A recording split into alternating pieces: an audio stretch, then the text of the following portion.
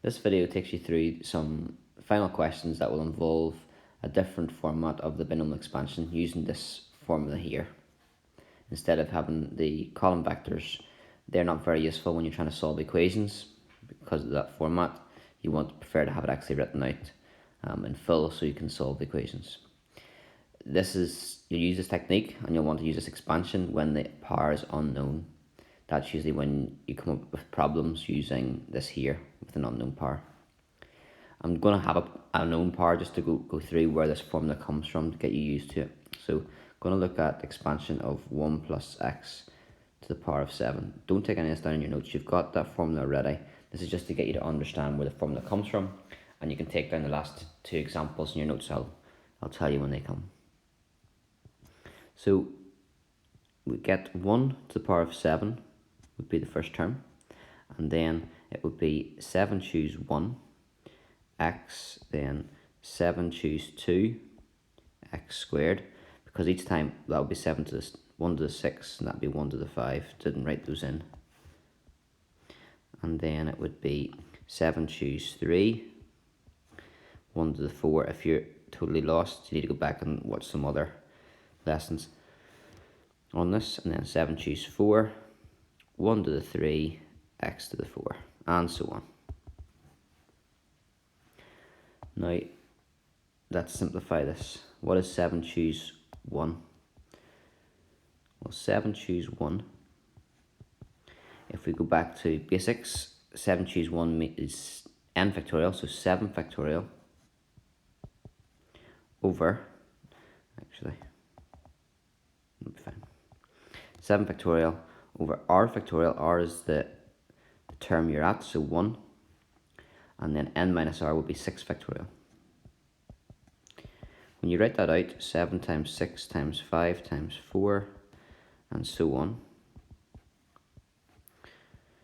you get that. And a lot of that will cancel out and simplify, and there'll be a pattern to how it always simplifies, which you want to look out for. You're left with 7 over 1, or n over 1, or simply 7, but 7 is also n, the power. Let's look at the 7 choose 2. 7 choose 2 would be n factorial, 7 factorial, r factorial, 2 factorial, and then n minus r factorial, which is 5 factorial. 7 times 6 times 5, then 2 factorials, 2 times 1, and 5 factorial. You'll see cancelling it out. 1, 2, 3, 4, 5, cancel. So we get 7 times 6 over 2 times 1. But what is 7? 7 is your power, so it's n, and 6 is 1 less than that, so it's n minus 1. And on the bottom, we've got 1 times 2. Alternative notation you'll not be used to. That does not mean 1.2. So new notation you'll learn today. If there's a dot between two numbers, it means multiply. Okay, so quite often in higher level mathematics we use the dot notation to indicate multiplication. So 1 multiplied by 2.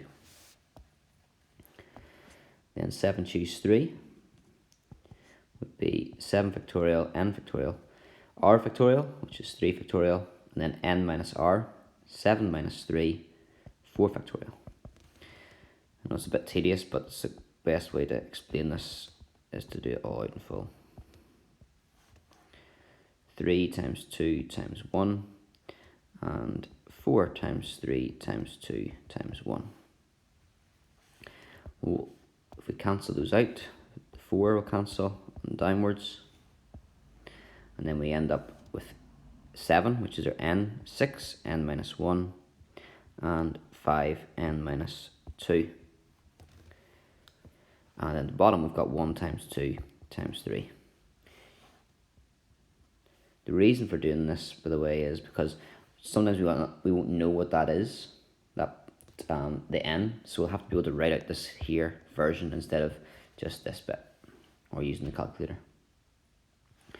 I'm going to go one more to hopefully make it very clear what's going on with this n choose r. we'd have 4 factorial and then 3 factorial, 7,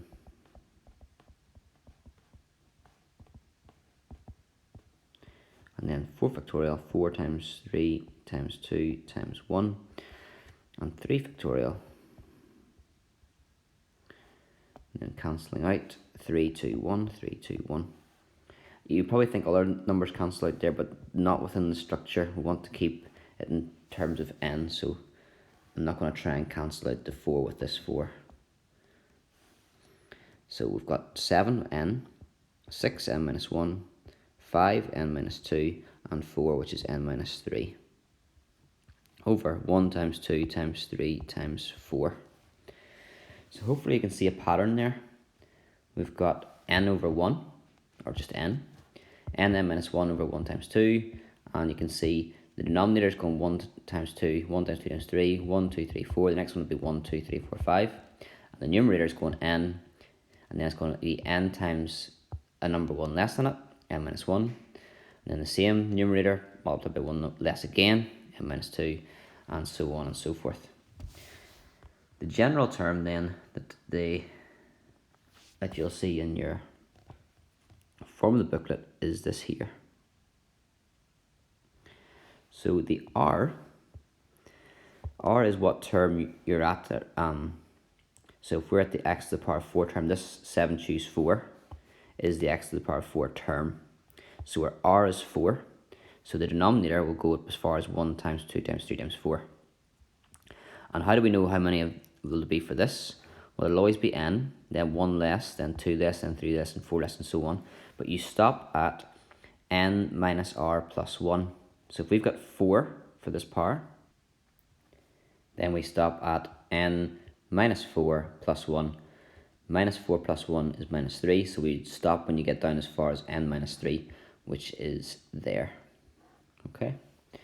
So what do you need to know from that? You need to be able to understand how to form these. To be honest, if you can just follow the pattern, you'll know when to stop, how far you need to go. If you need to go as far as x to the power 4, the bottom number will be 4 at the end, and so on. So as long as you can see where these come from and be able to generate them or use this formula instead of just these are going to be useless to us in the questions. Let's have a go at the examples. So given that 1 plus ax all to the power of n is equivalent to or is equal to 1 minus 20x plus 180x squared plus so on and so forth, we have to find the values of a and n.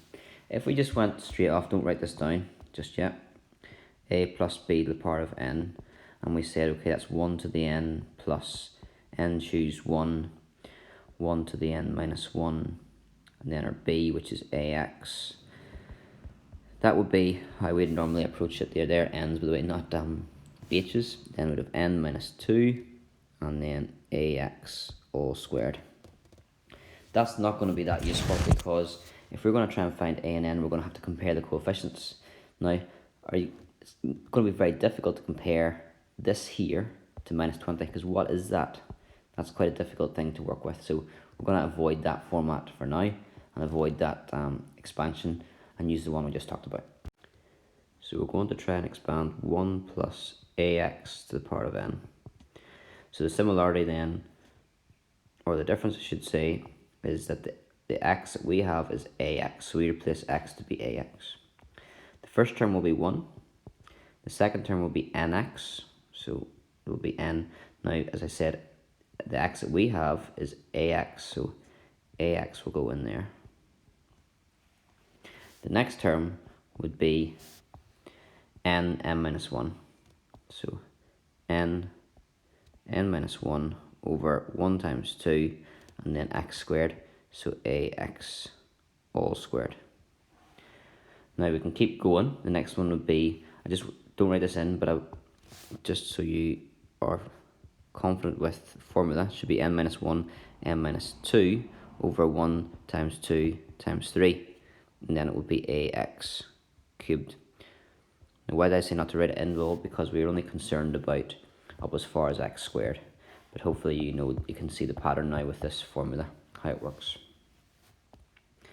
So just tidy this up first of all. we get 1 plus ANX plus n minus 1 over 1 times 2 is 2, and we get a squared x squared.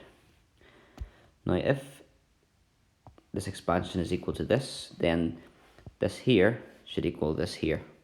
So 1 equals 1, it's the same. We're going to compare the coefficients of each term. So that the constant is the same, the coefficient of x should be the same, which means that an should equal minus 20. The coefficient of x squared should also be the same. So 180 should equal the coefficient of x squared, this bit here. So n times n minus 1 over 2a squared equals 180. Now the algebra of this is going to be quite hard to solve, but it gets repetitive, so once you've done this question you should have a technique to use over and over again. What would I do? I would get rid of that 2 first of all, multiply both sides by 2, and we'd have n minus 1 a squared equals 100 and, no, it doesn't. Double both sides, so 360. We've got an option here. We can either get a equals from this equation and sub it in here, or n equals and sub it in here. I'm going to choose a equals because I've only got one a term here. So what is a equal to? A would be minus 20 over n. I've actually got a squared there, so I'm going to say what would a squared be equal to? Well, if a is minus 20 over n, a squared, square minus 20 would be 400, and square n, and you get n squared. So what have we got? We've got n minus 1, and then we've got 400 over n squared, and that equals 360. What can you do with that? Well, that could be over 1. Tidy it up a little bit. You've got 400 n minus 1 over n squared. So I just was multiplying fractions there, multiplying numerators and multiplying denominators. At this stage there's a lot you can do, but you could simplify the fraction. The n is common, and then what I would do is multiply both sides by n. So now on the top I've got 400 n minus 1. On the bottom I've got n, so multiply by n gets rid of that. On the right hand side, multiply it by n. So you get 400 n minus 400 equals 360 n. Bring a 360 to the left hand side and a 400 to the right hand side. You would get 40 n equals 400. So n would equal 10. And we can go back to up here, and we can say that a would be minus 20 over n, which is 10, so a would be minus 2. Now every time I do that question, every year, the way I approach and start to simplify this and solve these two simultaneous equations could be completely different. You can expand this bit out and rearrange in all different ways. So I would just recommend, you can do your own way now if you want and try it, if this didn't look natural to you or what you would have done. But just do it one way and then stick to that method each time. Okay, because then you'll get familiar with that and confident with solving using the technique you've used. We're going to do one more example. It's going to be the same sort of format just to get you practice with that difficult question. You might want to try and do it yourself before listening to the solution yourself from me.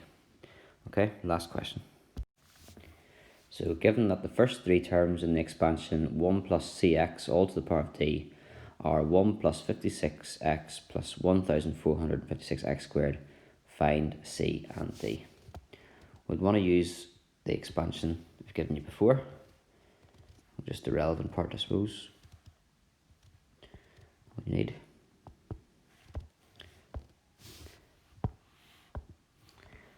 And then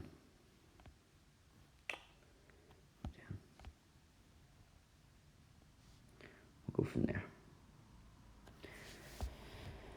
So we have 1 plus cx all to the power of d. That will be 1 plus n, which is d, x, which is cx, plus n minus 1, d minus 1, over 1 times 2, x squared, or x is c, so that's cx all squared. Tidying that up, we get 1 plus c dx plus d minus 1 over 2 c squared x squared. If these two things are the same, then the first three terms should be the same. So 1 should equal 1, which it does. 56 should equal cd. So 56 equals cd.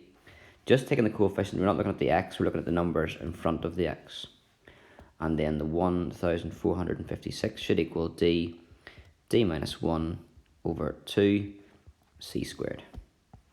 And then we want to solve these two simultaneously. So what would I do with that? I would get rid of the 2, so d minus 1 over, well, not over anything anymore.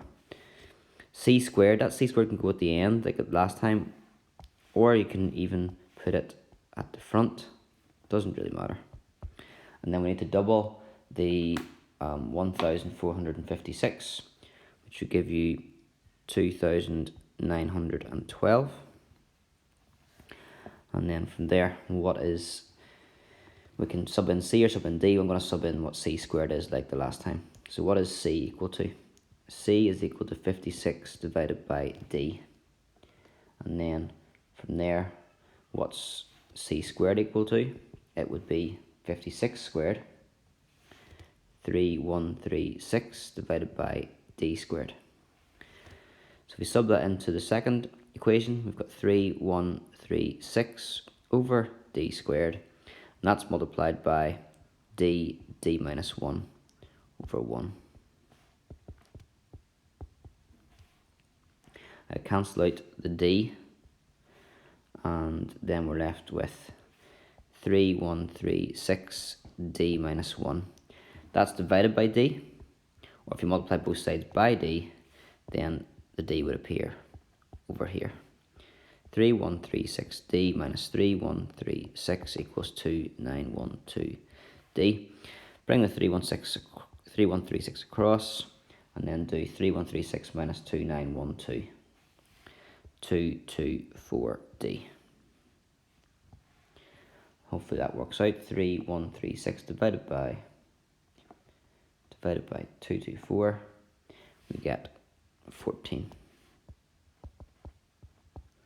And then we know that c is 56 divided by 14, so c would equal 4.